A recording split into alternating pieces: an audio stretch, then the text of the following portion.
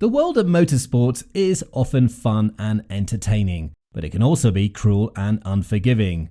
One sure way to miss out on the fun side is by breaking the cardinal rule of motorsports, crashing into your teammate and ending both your races.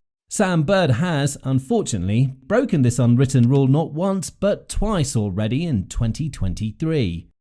So what the heck is going on with Sam Bird?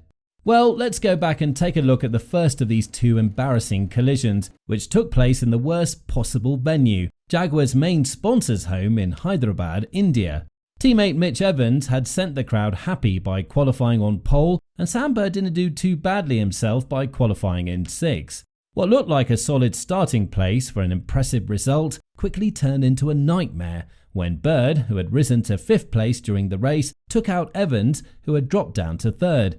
In a matter of a few seconds, Bird's mistake meant that the team had to go empty-handed at a race they should have at the very least scored a podium. He didn't just ruin his teammates' race, but also took out 2 other drivers, Sasha Fenestras and Maximilian Günther.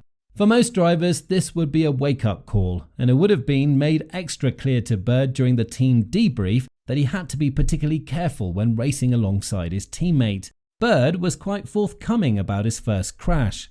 "I take full responsibility. I destroyed his race, my race, Sasha's race, Max's race, my team's race." He added, "I'm very disappointed in myself. I can't do anything about it now, but I hold up my hands up and say, sorry guys." Sadly, any lessons he might have learnt didn't last, as just 5 races later, Bird once again took Evans out during the first race in Jakarta. Bird managed to continue, only to inexplicably be involved in another crash a few laps later with McLaren driver René Rast. To further rub salt into the wound, Bird was unable to start the second race, and Evans would go on to score a podium this time. However, Evans would make it clear that he didn't appreciate Bird taking him out twice.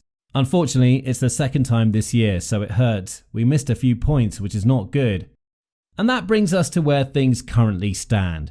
Taking out your teammate is bad enough for the driver at fault, but what really drives that point home is how all this affected Bird's entire team. Evans is currently 4th in the championship with 3 more rounds to go. He's 25 points behind championship leader Pascal Wehrlein and still has an outside chance at becoming the champion this year.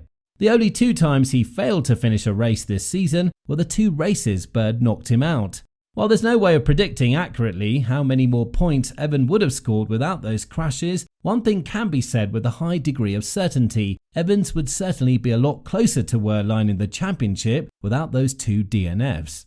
In the team's championship, Jaguar is ranking 3rd, 41 points behind leaders Porsche. This might not seem as close as the Drivers' Championship, but Bird has failed to score points in 4 races, and he hasn't exactly pulled his weight around at Jaguar. To put things into context, Maximilian Günther has finished in the top 5 just thrice this season, and even he's ahead of Bird in the championship. With a driver more on the level of Evans as far as point scoring is considered, Jaguar would very much be in a closer fight for the team's championship as well. Preventing your team and your teammate from fighting in both championships should certainly lead to some reputational damage. Jaguar has been a top team for the last 3 years, and Bird has been driving in a manner that would put even a backmarker team to shame. All this is before we take into account the last 2 seasons. Jaguar missed out on the championship in the 2020-21 season by just 4 points, and Bird's failure to score points in 9 out of the 15 races definitely tanked Jaguar's chances. Last season was even worse, as Bird failed to make it to the podium even once, while teammate Evans took 4 wins and 3 podiums in the same car. That is a lot of embarrassment for the team and the sport, and no top team can survive for any length of time as a top team if their drivers keep taking each other out.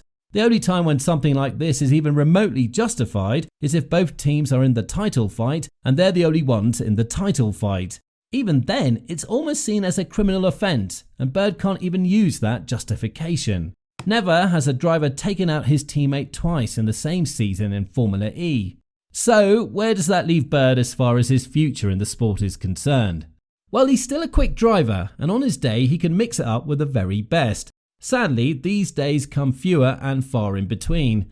At 36, he isn't getting any younger either. Many fans correctly believe that his time at Jaguar is all but over.